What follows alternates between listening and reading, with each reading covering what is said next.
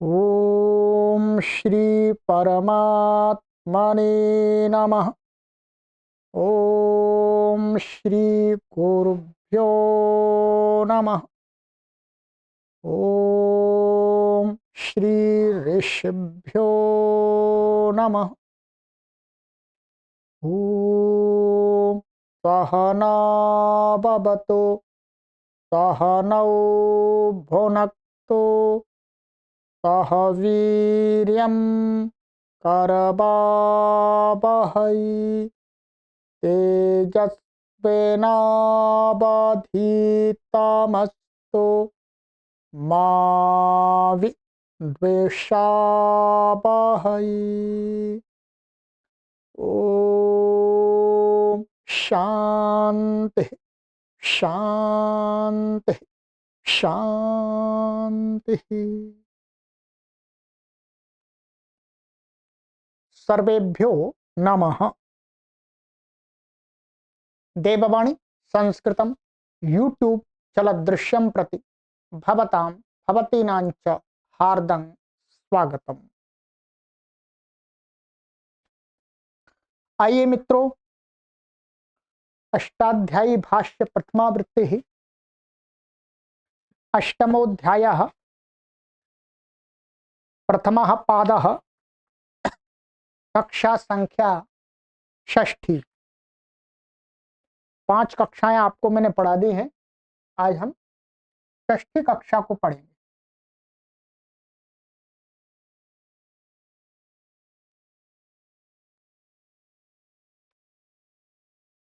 ठीक है, चलिए। हमारे 30 सूत्र तक हो गए थे। निपातैर अद्यदि हंत कुबिन निश्चिचण कच्चिद्यत् युक्तम, यहां तक हो गए थे। चलिएगा, पुस्तक ओपन कर लीजिएगा। पुस्तक है तो नहीं है और तो आप पीडीएफ हमसे ले सकते हैं निःशुल्क। और यदि पुस्तक चाहिए ऑनलाइन तो ऑनलाइन आप खरीद सकते हैं। बस 2 ही ऑप्शन है जी। बाकी पढ़ाना तो हमारा काम है, हम पढ़ाना कर रहे हैं। ये वाला सूत्र हमारा कंप्लीट हो गया था जी, है। अब है आगे का सूत्र है, वही चलेगा सारा अभी। 8-1-31 नाह प्रत्यारंभे। नाह अव्यपदम प्रत्यारंभे सप्तमी विभक्ति ही एक वचनांतम। अनुवृत्ति है ना टिंग अनुदात्तम सर्वमपादादौ पदात् पदस्या। प्रत्यारंभ पुनरारंभ। प्रत्यारंभ का अर्थ क्या है? फिर आरंभ करना, माने फिर उसको कुछ जो भी कुछ है उसका पुनः। नह इति निपात समुदाय। ये नह क्या है? वास्तव में एक न निपात है और एक ह है। यहाँ पर दोनों को जोड़ करके ले लिया है। नाह अर्थः नाह इत्यनेन युक्तम तिङन्तं नानुदात्तं भवति प्रत्यारंभे। जो तिंग तिंगा से जो तिंग तिंगा चल रहा था उसी का निषेध है। यदि नह इस निपात समुदाय से युक्त कोई तिगंत होगा तो वो अनुदात्त नहीं होता, सर्वानुदात्त नहीं होता, अर्थात उसका अपना स्वर होता है। सरल है। प्रत्यारंभे, प्रत्यारंभे माने पुनः करने के अर्थ में वर्तमान हो तो। अब यहां पर दिया है नाह भोक्ष्यसे नाहाध्येष्यसे। तो यहां पर मैं अर्थ बता देता हूं, फिर सिद्धि कर लेंगे।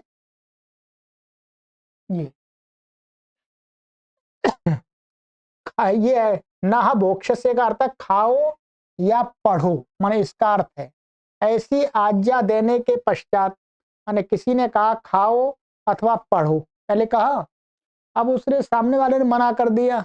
मना कर दिया तो वो कर देने पर वो जिसने कहा खाओ या पढ़ो तो उसको गुस्सा आ गया। क्रोध से क्या बोला? या उपहास से, या उपहास रूप में भी। पुनः प्रतिषेध से संबंधित वाक्य है ये। फिर उसने कहा ठीक है, ना मोक्ष तो नहीं खाओगे, ठीक है मत खाओ मत खाओ, ऐसे बोलते ना, हाँ ठीक है मत खाओ। जब बालक गुस्सा हो, बालक मना कर देता, माँ बोल रही होती है, बालक ने मना कर दिया नहीं खाना, तो माँ क्या कहती है, ठीक है मत खा मत खा मत खा, अर्थात नहीं खाना, अर्थात फिर से तेरे को खाना है? इस प्रकार को भाव अंदर से लेकर के मना करती। नहीं खाओगे अर्थात खाना पड़ेगा। माता का उदाहरण सही है बालक के साथ में, या नहीं खाओगे ठीक है नहीं खा मत खा मत खा, और फिर वो कहती है खाना है, इसका भाव ये होता है खाना है, ऐसा कहता है। यही प्रत्यारंभ पुनः आरंभ है। न शब्द न और ह दो निपातों के समुदाय रूप में निर्दिष्ट है। अब यहाँ पर जो सिद्धि में जो स्वर लगाया है मोक्ष से और अध्यक्ष से, तिंग तिंग से सर्वानुदात प्राप्त हो रहा था, इस सूत्र ने निषेध कर दिया। अब निषेध कर दिया तो यहाँ पर क्या हो जाएगा, क्या है, भोक्ष से आत्मनिपद का है, तो ये थासा से हो जाएगा, इस प्रकार से हो जाएगा। ये भुज धातु है हमारी, मोटा मोटा लेते हैं, और ये से प्रत्यय है विकरण, और ये थास था, थास को से हो गया। ठीक है, पहले तो इसका स्वर लगेगा धातु, फिर सतीशिष्ट सरोबलियान से इसको स्वर लगने लगा, ठीक है, इसको स्वर लगा, फिर सतीशिष्ट सरोबलियान से इसका स्वर लगा, इसका स्वर ये क्या प्राप्त हुआ, उदात्त उदात्त। परंतु हाँ, फिर इसमें अदुपदेश होने के कारण से क्या है, अदुपदेश होने के कारण से तास्यनुदात्त रूप से अनुदात्त और से प्रत्यय।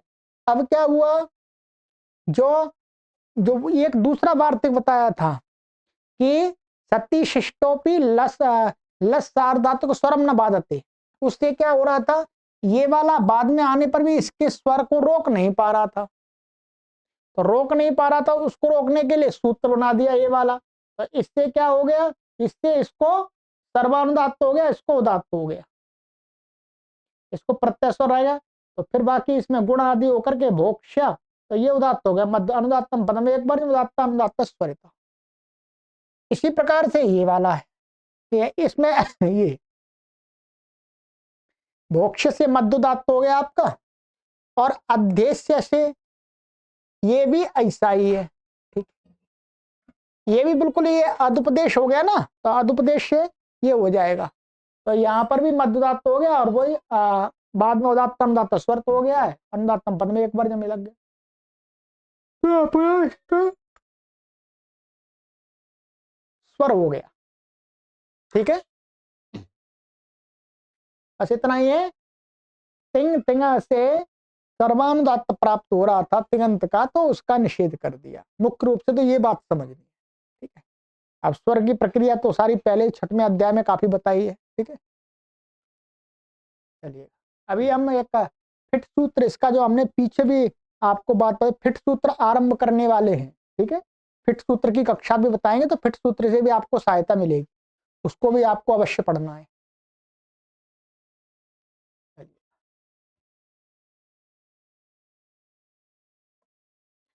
सत्यम प्रश्ने, सत्यम प्रथमा व्यक्ति एकवचनांतम, प्रश्ने सप्तमी व्यक्ति एकवचनांतम। अनुवृत्ति है न तिंग अनुदात्तम सर्वम अपादादौ पदात् पदस्य।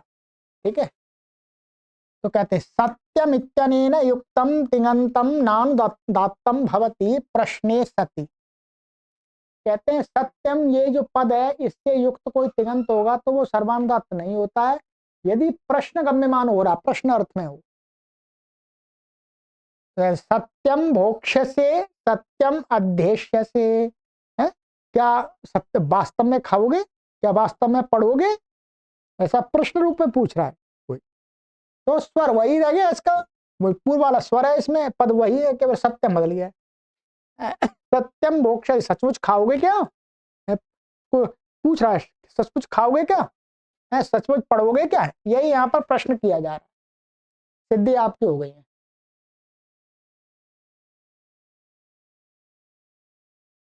अंगा प्रातिलोम्ये, अंगा अव्यपदम, अप्रातिलोम्ये सप्तमी व्यक्ति वचनांत। ना समास ना प्रातिलोम्यम अप्रातिलोम्यम, तस्मिन अप्रातिलोम्ये नई तत्पुरुष, ये नई तत्पुरुष समास हो गया। ठीक है। प्रातिलोम्यम प्रतिकूलता, तद अभावो प्रतिकूलता अनुकूल्यम इति यावत। ठीक है। प्रातिलोम्य का अर्थ होता है प्रतिकूलता, विपरीतता, और उसका अभाव क्या हो गया? अप्रतिकूलता। अप्रतिकूलता का अर्थ क्यों? अनुकूलता, माने अनुकूलता। ठीक, अनुकूलता ही कहेंगे। तो आनुकूल्यम इति यावत, तो इसका अप्रातिलोम्य का अर्थ क्या हो गया? आनुकूल्य माने अनुकूलता। तो अब अनुकूलता के अर्थ में ऐसा अर्थ। तो अब इसकी सिद्धि दिखा दिया, गुण वचन ब्रह्मणा दिव्या कर्मणि च इत्यनेन शयं, शयं प्रत्यय कर दिया है। अनुवृत्ति इसमें ला रहे हैं ये आपकी न तिंग अनुदात्तम सर्वम अपादादौ पदात पदस्य, इन पदों की अनुवृत्ति है। कोई आ रही, सारी आ रही है। ठीक है। हर सूत्र के अर्थ में सर्वम अपादादौ, ये पहले बता दिया था, जोड़ते जाना है आपको। यहाँ पर लिखा हुआ नहीं है अपादादौ अपादादौ सब में जोड़ना है।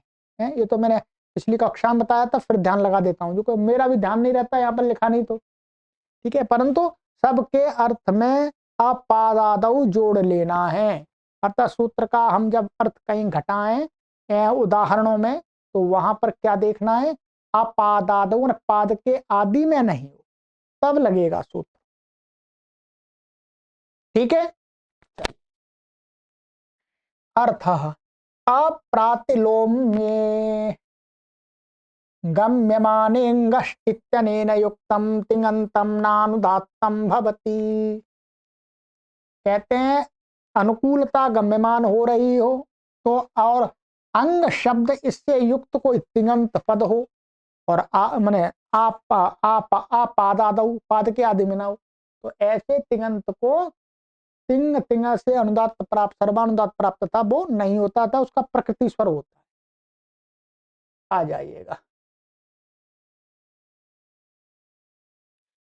उदाहरण दिया यहाँ पर, अंगम कुरु, अंगम पच, अंगम पठ। ठीक है।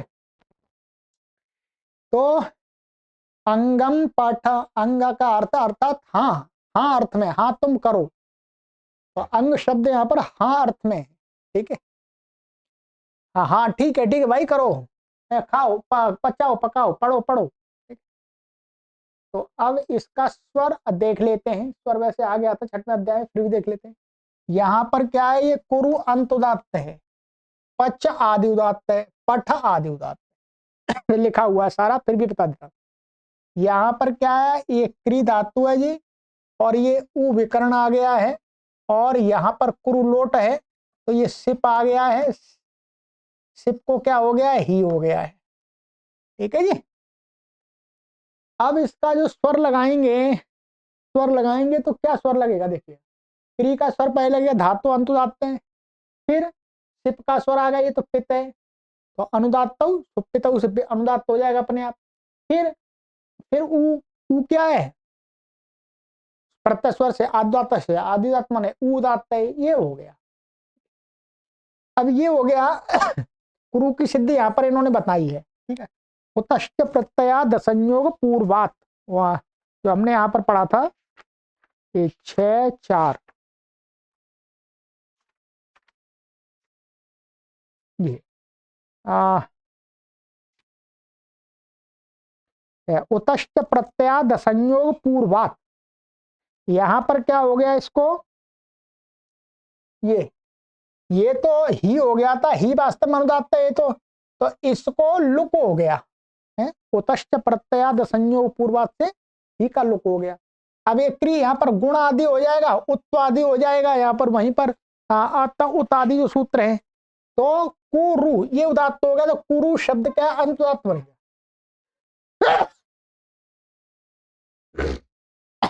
क्या बन गया? अंतुदात, अनुदात्तम पदम एक वर्जम। चलिएगा, ऐसे पच है, पच तो सरल ही है, ये क्या है, पच धातु है और इसका धातु ये स्वर लगा, फिर यहाँ तिपा ये सिप आ गया, सिप को ही हो जाएगा ये, और ये तो क्या अनुदात्त ही है, ठीक है, ध्यान रखेंगे।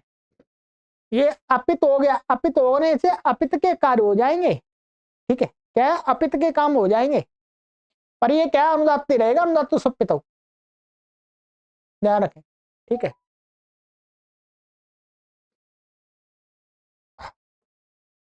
तो अब यहाँ पर ये शप आ गया, शप ये भी पित्त है, अनुदात्त हो जाएगा ये भी। तो अब ये लिखा है पच शप ही, यहाँ पर ही विकरण क्या है, नहीं ये नहीं, शब्द ही का अतो हे से क्या हो जाएगा, इसका लुक हो जाएगा, ठीक है, लुक हो गया। अब लुक हो गया तो क्या हुआ, तथा शब्द पहले से ही पित्त है, स्वर अपना उसका वैसा अनुदात्त रहा, ठीक है। अब उधर ये अब ये वो हो गया पच धातु, ये स्वर रहा इसका, तो पच, तो अब अनुदात्तम पदम एक वर्जम से अनुदात्त होकर के उदात्त अनुदात्त से स्वरित हो गया। बस तो ये वास्तव में क्या है, पहले ही का लुक कर लेंगे, फिर तो कोई परेशानी नहीं है अपित और अपित की, तो स्वर बाद में तो घटाएंगे, तो ये हो गया। ऐसे अंगम अंग पठ या पठ का भी यही स्थिति है, ठीक है, तो यहाँ पर एक पठ शप आएगा और लुक हो जाएगा ही का, तो ये भी क्या आदि उदात्त है, अंत स्वरित है, ठीक है जी। ये उदाहरण हो गए आपके इसके अंग शब्द के साथ में। ही च 8:1:34 ही अव्यपदम च अव्यपदम अनुवृत्तीय अप्रातिलोम्य न तिंग अनुदात्तम सर्वमापादादौ पदात् पदस्य ही इत्यनेन युक्तम तिङन्तम अप्रातिलोम्ये गम्यमाने नानुदात्तम भवति। ही ये जो है निपात आदि, तो उससे युक्त कोई भी तिगंत होगा और अनुकूलता अर्थ में होगा, ठीक है, हाँ करो करो तो तुम ही करो है, तुम ही पढ़ो, ठीक है, तो उस तिगंत को सर्वानुदात नहीं होगा, तिंग तिंगा से सर्वानुदात प्राप्त था तो मना कर दिया, प्रकृति स्वर होगा, स्वर अभी जो बनाया था वही स्वर होगा, ये अंतुदात और आदि उदात, ठीक है जी, कुछ कठिन तो नहीं है, चलिएगा।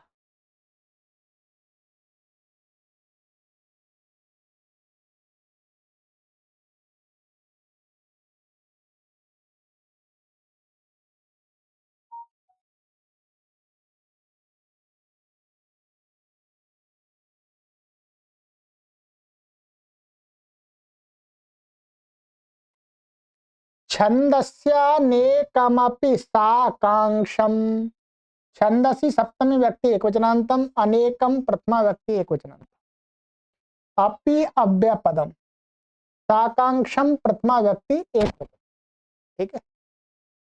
समास दिखा रहे पहले तो अनेकम है, न एकम अनेकम, नहीं तत्पुरुष, ये नहीं तत्पुरुष समास हो गया। सह आकांक्षया वर्तते साकांक्षम, माने आकांक्षा के साथ में जो होता है उसको साकांक्षम कह दिया, बहुब्रीहि, सह को सभाव हो जाता है। अनुवृत्ति इसमें आ रही है ही तिंग न अनुदात्तम सर्वमपादादौ पदात् पदस्य, इन पदों की अनुवृत्ति आ रही है, ठीक है। मैं इसको थोड़ा जूम कर देता हूं आपके लिए।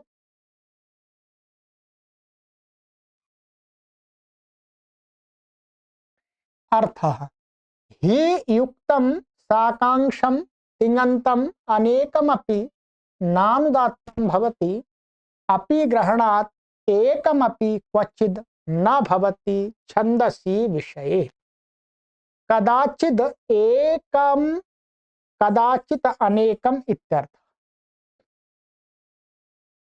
इसका अर्थ है ही से युक्त कोई साकांक्ष तिङंत पद हो, साकांक्ष का अर्थ हो गया पहले वाक्य में जो तिङंत का प्रयोग है वो किसी दूसरे वाक्य में प्रयुक्त तिङंत की अपेक्षा रह रहा है, क्रिया की अपेक्षा रख रहा है, कोई वक्ता है जो भी है प्रयोग कर रहा है तो वो अकेला का नहीं, ठीक है, साथ में साकांक्ष, तो ऐसा साकांक्ष तिङंत क्या है वो तिङंत तिंग तिंगा से अनुदात्त प्राप्त था, सर्वानुदात अनुदात्त नानुदात्तम भवति, वो अनुदात्त नहीं होता है, उसका अपना स्वर होगा। इस सूत्र में अपी पढ़ दिया है तो अपी ग्रहणात्, इसका मतलब क्या, तिगंतम साकांक्षम, दोनों जो तिगंत है, दोनों तिंग होंगे, वो दोनों ही सर्वानुदात्त हो जाएंगे। ठीक है, ही से युक्त होने पर, केवल ऐसा नहीं पहला वाला ही नहीं, दोनों ही। और अपी ग्रहण का कहते हैं एकम अपि क्वचित न भवति, कहते कहीं पर एक को भी अनुदात्त नहीं होता है, अर्थात कहीं पर क्या हो जाता है, एक को सर्वानुदात्त नहीं होगा, प्रकृति स्वर होगा, और जो दूसरा वाला तिङंत है, जो साकांक्ष पर तिङंत है, उसको सर्वानुदात्त हो जाएगा। ठीक है, कदाचित एकम कदाचित अनेकम इत्यर्थ। इसका भाव ये है कि छंद के विषय में साकांक्ष जो तिङंत होंगे और ही से युक्त होंगे, तो वो कभी तो दोनों ही तिङंत सर्वानुदात्त नहीं होंगे, और कभी उनमें से एक सर्वानुदात्त हो जाएगा, एक नहीं होगा। ये इसका भाव है, कदाचित एकम कदाचित अनेकम। अब आइएगा देख लीजिएगा, छंद का उदाहरण है, स्वर का उदाहरण है, दोनों चीज इसमें एक ऐसी है थोड़ा सा उदाहरण, अनेकम तावत, अनेक का उदाहरण दिखा रहे पहले।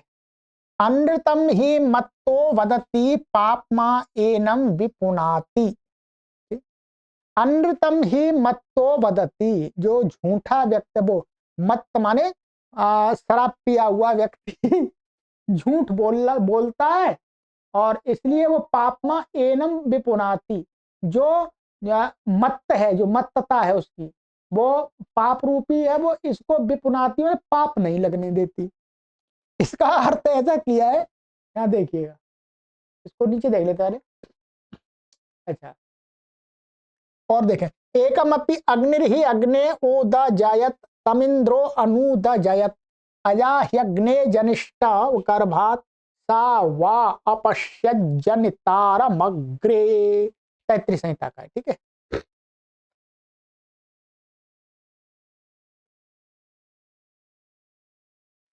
अब यहां पर देखेंगे, अनृतम ये मत्तो वदति तथा पापमा एनम विपुनाति, यहाँ वदति तथा विपुनाति दोनों तिङंत हेतु, ये हेतु वाला है यहाँ पर, और ये हेतु मत है विपुनाति।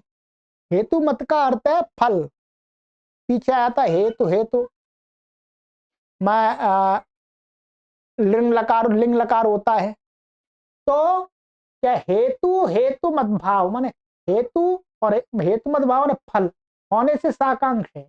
ये क्या है, ये वाला जो वदति बोलता है, झूठ बोलता है मत व्यक्ति, तो बोलना क्रिया, और ये विपुनाति, वो बोलता है तो भी उसको पाप नहीं लगता, मैंने पाप से बचा लेता है, ये यहाँ पर दिया है। दोनों साकांक्ष हैं एवं दोनों ही से युक्त हैं।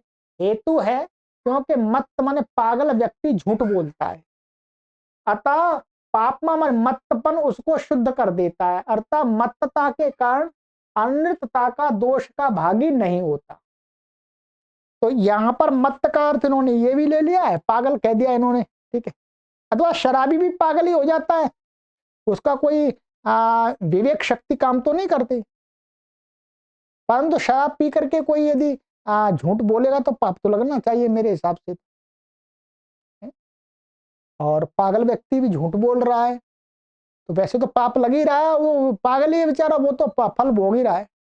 और यहाँ पर जो घटा है उसको देख लेते, तो बस ये इसका अर्थ है। तो यहाँ पर तो नहीं होता, यह हेतु मत भाव है, मैंने हेतु मत भाव वाला क्या है, विपुनाति फल है, ये फल रूप माने फल, ये उसके वदति क्रिया हेतु बन रही है किसमें, विपुनाति में, माने हर कोई पाप नहीं लगेगा ऐसा नहीं है, वो मत व्यक्ति झूठ बोल रहा है इसलिए वो पागल है, पागल का जो बोलना है वो उसको पाप नहीं लगने देता, ये उसको फल मिल रहा है। यदि कोई वैसा व्यक्ति समझदार व्यक्ति झूठ बोलेगा तो उसको पाप लगेगा।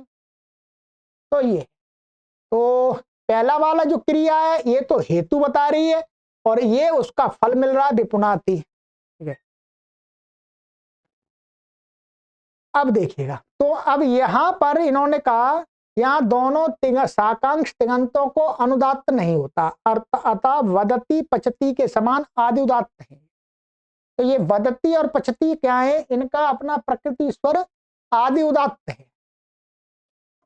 क्योंकि वद शप तिप, तो शप और तिप तो अनुदात्त ही दोनों, तो अपने आप धातु से आदि उदात्त हो जाएगा, अनुदात्तम पद में एक वर्जम और उदात्त अनुदात्त स्वरिता। तो ये उदात्त हो गया है और ये स्वरित हो गया है, और स्वरता संहिता है अनुदात्ता एक श्रुति हो गई है। ठीक है, ऐसे ही विपुनाति, विपुनाति में क्या है, विपुनाति में शना प्रत्यय है, तो शना में क्या है, ये तो वी अलग है, तो शनाति में शना, शना का तो अपना स्वर रहेगा, तो इसलिए ये मध्य उदात्त है। क्या है ये, मध्य उदात्त। वहां पर उन्होंने ये कहा था वदती पठती के समान, ऐसा कुछ कहा था उन्होंने, तो ये मध्य उदात्त है। इसमें इसमें क्या करेंगे, इसमें ऐसा है, ये वी है, वी तो ये उपसर्ग अनुदात्त होते हैं, और ये पुनाति पू धातु है वैसे तो, इसको ह्रस्व हो जाता है, और ये शनाए, ये रुधादिगण की है, नहीं वो क्रियादिगण की है, और ये यहाँ पर तिप है, तो अब स्वर इसका लगा पहले, फिर इसका लगा, ये तो अनुदात्त है, फिर इसका लगा तो ये उदात्त हो गया, और इसको ह्रस्व हो जाएगा, क्वादि नाम ह्रस्व। तो अब अनुदात्तम पद में एक वर्जम, अनुदात्त होगा, उदात्त अनुदात्त स्वर तो हो गया ये, तो ये क्या हो गया, ये अनुदात्त हो गया, तो विपुनाति ये स्वर से ना आ उदात्त है। ठीक है जी, ये हो गया, ये तो दोनों पद इसमें अनुदात्त से वो सर्वानुदात्त का निषेध हो गया, इसलिए प्रकृति।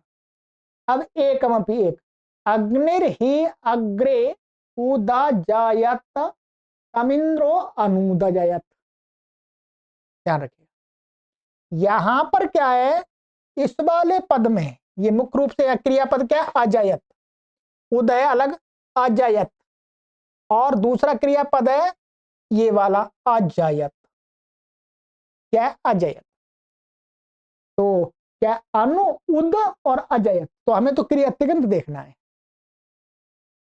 इसमें इसका जो स्वर है ये क्या है आपका, ये या नीचे सिद्धि दिखा दिए ही, देख लेते हैं क्या मैं अब,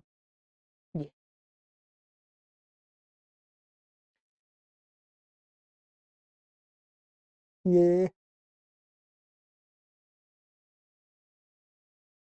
से युक्त है से उदय, अनुदात्त का निषेध होकर के प्रकृति सूत्र से हो गया, और द्वितीय अनुदजयत, इसमें तिंग तिंगा से सर्वानुदात्त निघात हो गया। अब हमें ये देखना है पहले, ये अजयत, अजयत कैसे बना है, जी धातु का लंग लकार का है, तो लंग लकार में कुछ भी नहीं है, लंग लकार में क्या होता है, लुंग लंग लिंग षोडदात्ता से जो अट होता है वो उदात्त होता है, अपने आप लंग लकार के सभी पद क्या आदि उदात्त हो जाते हैं। तो आ जा या ता, ये क्या हो गया, यहाँ पर अउदात्त हो गया, अनुदात्तम पदम एक वर्जम से, और उदात्ता अनुदात्त स्वरित, और स्वरता संहिता मान तो एक श्रुति हो गई है। अच्छा ये वाला ये तो ये हो गया। अब एक अनुदजयत यहां पर था, ये वाला, ये यहां पर ये जो अजयत है, अनु और उदय आकाशवाणी अनुद हो गया। अब यहां पर तिंग तिंगा से सर्वानुदात्त हो गया, सर्वानुदात्त हो गया, और यहां पर ये जो ऊ है ये क्या उदात्त है, ये उदात्त उपसर्गों का स्वर के कारण से है, ये वहां हमें नहीं आना, बस इतना देखना ये उदात्त है यहाँ पर। अब इस ये सर्वानुदात्त हो गया तिंग तिंगा से, अब अनुदात्तम वो, अब फिर उदात्त से उत्तर इसको आपको क्या हो गया, स्वरित हो गया, स्वरता संहिता अनुदात्त एक श्रुति हो गई, बस इतना ही अंतर है। यहाँ पर तो अउदात्त हो गया था, और यहाँ पर ये सभी अनुदात्त हो गए, फिर उस अट के आको तो उदात्त अनुदात्त स्वरित हो गया है। ठीक है, ये हो गया।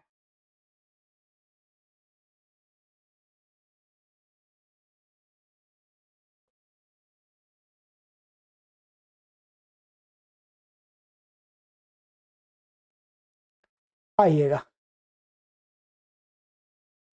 अब आगे उदाहरण और है। अजा यज्ञे रजनिष्ठा गर्भात सा वा अपश्यत जनितारम अग्नि। यहां पर एक ये पद है अपश्यत और एक है अजनिष्ठ। अपश्यत आप देख रहे हैं ये क्या हो गया, सर्वानुदात्त हो गया वास्तव में। क्या है, सर्वानुदात्त हो गया। तो यहाँ पर वा क्या, वा का जो स्वर है वो उदात्त है, तो उदात्त होने से इससे उत्तर इसको अको स्वरित हो गया। ठीक है, तो यहाँ एक कैसा हो गया, सर्वानुदात्त होगा तिंग तिंगा से। दूसरा इस सूत्र से नहीं हुआ, ये अजनिष्ठ, ये लुंग लकार का है। लुंग लकार का अजनिष्ठ बनता है प्रथम पुरुष एक वचन में। तो यहां पर क्या हुआ आप देख रहे हैं, ये जो आ को उदात्त हो गया है, माने लुंग लंग लिंग श्वात्ता से अटागम हुआ है तो उदात्त हो गया। और उदात्ता वो अनुदात्ता अनुदात्तम पद में एक बार जब उदात्ता अनुदात्त स्वरित होगा, स्वरता संहिता में अनुदात्ता नाम। तो ये हो गया, एक में हो गया एक में नहीं हुआ, वही यहां पर भी लिखा हुआ है। लिखा अर्थ, क्योंकि अजा अग्नि के गर्भ से उत्पन्न हुई, उसने अजा ने उत्पन्न करने वाले को देखा, अनुभव किया। पहले प्रथम इस प्रकार अजनिष्ठ अपश्यत दोनों के ही से युक्त एवं साकांक्ष होने पर भी अपी ग्रहण से अजनिष्ठ तिंग को तो निघात का प्रतिषेध हो गया, अपश्यत को नहीं हुआ, मन तिंग तिंगा लग जाएगा। तो अपश्यत तिंग तिंगा से निघात एवं अजनिष्ठ का पूर्वत अटागम वो उदात्त है तो आदि उदात्त हो गया। जनी प्रादुर्भावे धातु से लुंग लकार में सिच को इट आगमादि होकर के अजनिष्ठ बन गया। सिद्धि तो करनी नहीं है वैसे। अपश्यत दृश्य धातु के लंग में पाघ्रात्मा से दृश्य को पश्चादेश हो जाता है तो अपश्यत बन जाता है। ये मोटा मोटा सिद्धि तो हमने पहले ही कर ली है ये सारी। ठीक है, और स्वर देखना था वो स्वर मैंने बता दिया। तो ये छंद से विषय रिलेटेड सूत्र था। चलिएगा एक दो सूत्र और हैं फिर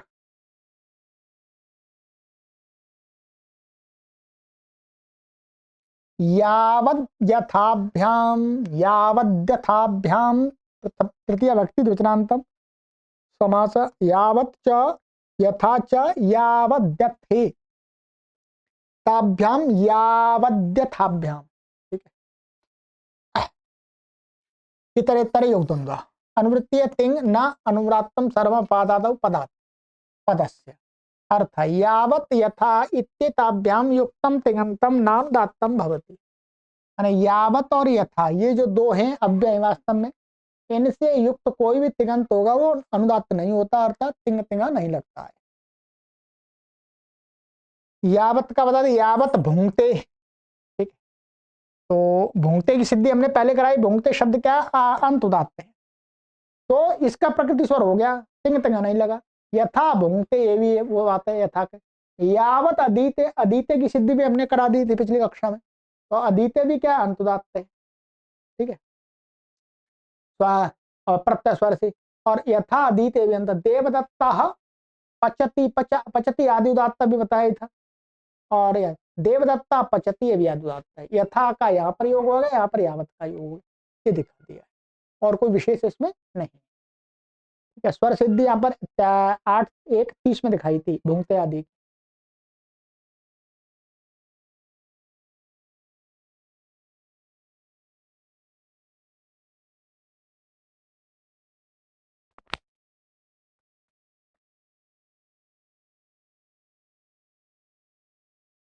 चलिए, पूजायाम नानंतरम, पूजायाम सप्तमी व्यक्ति वचनांतम न अव्ययपदम, अनंतरम प्रथमा व्यक्ति एक वचनांतम समास न अंतरम विद्यते यस्य तदनंतरम बहुब्रीहि।